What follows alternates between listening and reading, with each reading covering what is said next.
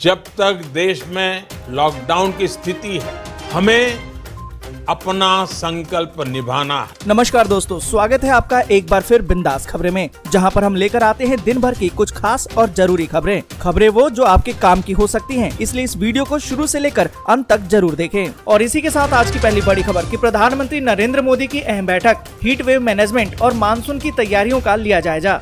आपको बता दें कि यूरोपीय देशों की 3 दिवसीय यात्रा से लौटने के बाद प्रधानमंत्री नरेंद्र मोदी ने गुरुवार को देश के अलग अलग हिस्सों में पड़ रही भीषण गर्मी से निपटने और मानसून से जुड़ी तैयारियों का जायजा लेने के लिए एक महत्वपूर्ण बैठक की है। और इसी के साथ अगली बड़ी खबर कि पीएम किसान योजना की 11वीं किस्त का इंतजार कर रहे लोगों के लिए आ गई है अच्छी खबर। आपको बता दें कि प्रधानमंत्री किसान सम्मान निधि योजना का इंतजार अगर आप भी कर रहे हैं तो आपके लिए एक अच्छी खबर है। मीडिया रिपोर्ट्स की माने तो अगले हफ्ते किसानों के खाते में केंद्र सरकार पैसा डाल सकती है। 11वीं किस्त का इंतजार कर रहे किसानों को जल्द ही एक अच्छी खबर मिलने की उम्मीद है। हालांकि पीएम किसान योजना की 11वीं किस्त का इंतजार कर रहे लोगों को ध्यान देने वाली बात तो ये है कि इस योजना का लाभ लगातार अगर पाना चाहते हैं तो पैसा उनके अकाउंट में पहुंचे, तो इसके लिए ई-केवाईसी की प्रक्रिया को जल्द से जल्द करवा लें। और आपको बता दें कि ई-केवाईसी प्रक्रिया को पूरा करने की अंतिम तारीख को सरकार ने बढ़ा दिया है। आपको बता दें कि अब 22 मई 2022 तक इस प्रक्रिया को आप करवा सकते हैं। और इसी के साथ अगली बड़ी खबर कि दिल्ली में फ्री बिजली पर सीएम केजरीवाल का बड़ा ऐलान। आपको बता दें कि दिल्ली के मुख्यमंत्री अरविंद केजरीवाल ने फ्री बिजली को लेकर एक ऐलान किया है। आपको बता दें कि उन्होंने प्रेस कॉन्फ्रेंस किया। इस दौरान केजरीवाल ने ऐलान करते हुए कहा कि अब दिल्ली में सभी को मुफ्त बिजली नहीं मिलेगी। दिल्ली में सीएम केजरीवाल ने कहा कि दिल्ली सरकार 1 अक्टूबर से अब उन्हीं उपभोक्ताओं को बिजली की सब्सिडी देगी जिन्होंने इसका विकल्प चुना होगा। तो मतलब साफ है कि दिल्ली में मुफ्त बिजली अब वैकल्पिक होगा, यानी कि आपको इसका विकल्प चुनना होगा। अगर आपने इसका विकल्प चुना होगा तभी आपको बिजली पर सब्सिडी मिलेगी, यानी कि फ्री बिजली मिलेगी। और इसी के साथ अगली बड़ी खबर कि रिजर्व बैंक की सख्ती, आपकी अनुमति के बिना बैंक जारी नहीं कर सकता क्रेडिट कार्ड। आपको बता दें कि रिजर्व बैंक ऑफ इंडिया यानी कि आरबीआई ने क्रेडिट कार्ड कंपनियों की मनमानी रोकने के लिए एक बड़ा कदम उठाया है। दरअसल बैंक क्रेडिट कार्ड जारी करते समय कस्टमर को बेहद लुभावने तरीके से उसकी खूबियां बताता है, जबकि कार्ड से भुगतान पर लगने वाले ब्याज और अन्य चार्जेस की जानकारी नहीं देता है। लेकिन अब रिजर्व बैंक ने कस्टमर के हितों को ध्यान में रखते हुए और उन्हें मजबूत करते हुए कार्ड संबंधी हर एक चार्ज को पारदर्शी बनाने के लिए एक महत्वपूर्ण कदम उठाया है। और ये गाइडलाइन 1 जुलाई 2022 से लागू होगी। साथ ही आपको बता दें कि रिजर्व बैंक की गाइडलाइन के मुताबिक कस्टमर की मंजूरी के बिना बैंक अब क्रेडिट कार्ड जारी नहीं कर सकता है। साथ ही कस्टमर से पूछे बिना उसके क्रेडिट कार्ड को अपग्रेड करने या फिर खरीदारी की लिमिट बढ़ा देने पर बैंक पर जुर्माना लगाया जा सकता है। और इसी के साथ अगली बड़ी खबर कि राशन कार्ड के लिए जानिए क्या है नया नियम, इस स्थितियों में हो जाएगा रद्द। यहाँ पर आपको बता दें कि सरकार ने राशन कार्ड धारकों के लिए कुछ खास नियम बनाए हैं। इसमें बताया ये गया है कि कौन से लोग राशन कार्ड के लिए पात्र होंगे और कौन इसके पात्र नहीं होंगे।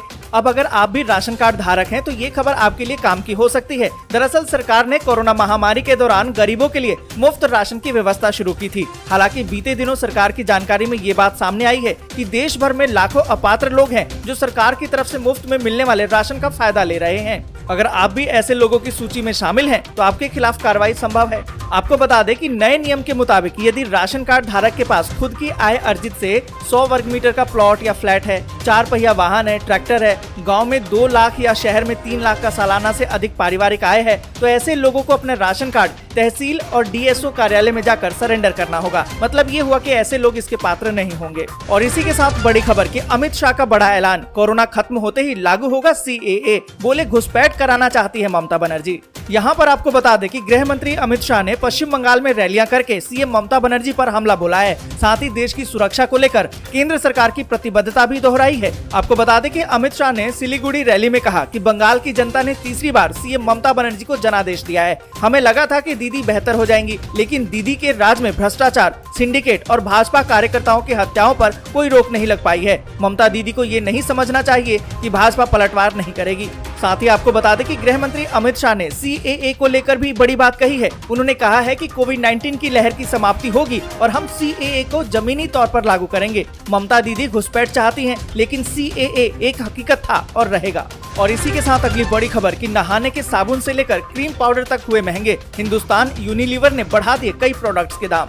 आपको बता दें कि भारत के सबसे बड़े FMCG brand Hindustan Unilever limited ने 5 मई से अपने प्रोडक्ट्स की कीमतों में 15% तक की बढ़ोतरी की है। मीडिया रिपोर्ट्स की माने तो लक्स साबुन की कीमत 9% बढ़ गई है। कंपनी ने सनसिल्क शैम्पू की कीमतों में भी 8 से 10 रुपए की बढ़ोतरी कर दी है। कुल मिलाकर महंगाई की मार जनता पर ही पड़ रही है। और इसी के साथ अगली बड़ी खबर कि हरियाणा में आयोजित किया गया पहला टैबलेट वितरण समारोह। सोनीपत में 1708 छात्राओं को बांटे गए टैबलेट। आपको बता दें कि हरियाणा प्रदेश के मुख्यमंत्री के जन्म दिवस के अवसर पर पहला टैबलेट वितरण समारोह का आयोजन किया गया। विद्यार्थियों के बैगों के बोझ को कम करने के लिए हरियाणा सरकार द्वारा टैबलेट देने का फैसला लिया गया है, जिसके तहत सोनीपत के राजकीय वरिष्ठ माध्यमिक विद्यालय में 10वीं और 12वीं की छात्राओं को टैबलेट दिए गए। टैबलेट मिलने के बाद छात्राओं में खुशी की लहर है। और इसी के साथ अगली बड़ी खबर कि देश में बीते 24 घंटे में 3275 लोगों को हुआ कोरोना। 3000 से ज्यादा मरीज रिकवर, 55 की मौत। आपको बता दें कि देश में कोरोना संक्रमण के मामलों में एक बार फिर से इजाफा देखने को मिला है। बीते 24 घंटे में कोरोना के 3275 नए मामले देखने को मिले।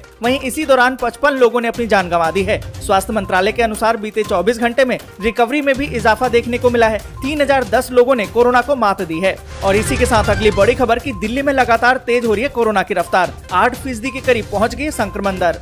आपको बता दें कि राष्ट्रीय राजधानी दिल्ली में एक बार फिर से कोरोना संक्रमण के नए मामलों में तेजी देखी जा रही है। रिपोर्ट्स की माने तो बीते 24 घंटे में कोविड-19 के 1354 मामलों की पुष्टि हुई है। इसके साथ ही संक्रमण दर बढ़कर करीबन 8% हो गई है। बीते 24 घंटे में 17,732 लोगों के टेस्ट किए गए। इतने ही समय में एक मरीज की जान चली गई और 1,486 लोग संक्रमण से उबर भी गए हैं। और इन सभी के बीच में ऑक्सीजन सिलेंडर एडवांस में दवाएं। दिल्ली के अस्पतालों में कोरोना को लेकर बड़ी तैयारी।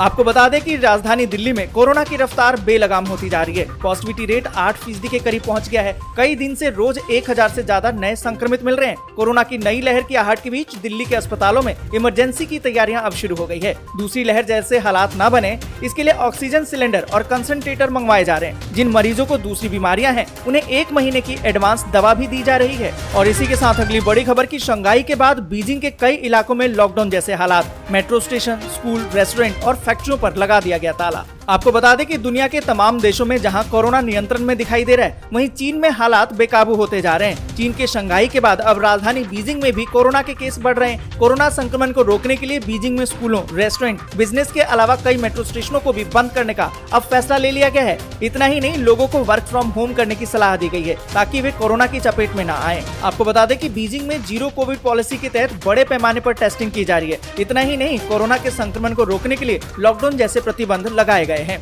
और इसी के साथ अगली बड़ी खबर कि रूसी जनरलों को मारने के लिए अमेरिका ने की यूक्रेन की खुफिया मदद। रिपोर्ट में हुआ खुलासा। आपको बता दें कि रूस और यूक्रेन के बीच में जारी युद्ध खत्म होने का नाम नहीं ले रहा है। रूस द्वारा किए गए हमलों के बीच में यूक्रेन के कई शहर बुरी तरह से बर्बाद हो गए हैं। मीडिया रिपोर्ट्स की माने तो अमेरिकी अधिकारियों के हवाले से कहा गया है कि अमेरिका ने यूक्रेन के अंदर रूसी जनरलों की खुफिया जानकारी साझा करके कीव सेना की मदद की है। और इसी के साथ अगली बड़ी खबर कि रूसी सेना के निशाने पर विदेशी हथियार। 4 सैन्य भंडारों समेत 40 सैन्य ठिकानों को बनाया निशाना। आपको बता दें कि रूसी सेना ने बीते 24 घंटे में यूक्रेन में पश्चिमी देशों से भेजे गए हथियारों के 4 भंडारों समेत 40 सैन्य ठिकानों को निशाना बनाया है। साथ ही आपको बता दें कि यूक्रेनी अधिकारियों ने कहा है कि रूसी सेना यूक्रेन के रेल यातायात को बुरी तरह से नुकसान पहुंचा रही है। इनमें 6 रेलवे स्टेशनों पर हमला करके बुरी तरह से इसे नुकसान पहुंचाया गया। इन हमलों के कारण देश में 14 ट्रेनें विलंब। आज के लिए बस यहीं तक। वीडियो आपको अच्छी लगी हो तो लाइक और शेयर जरूर कर दें। अगर अभी तक आपने चैनल को सब्सक्राइब नहीं किया है तो सब्सक्राइब जरूर से कर लें।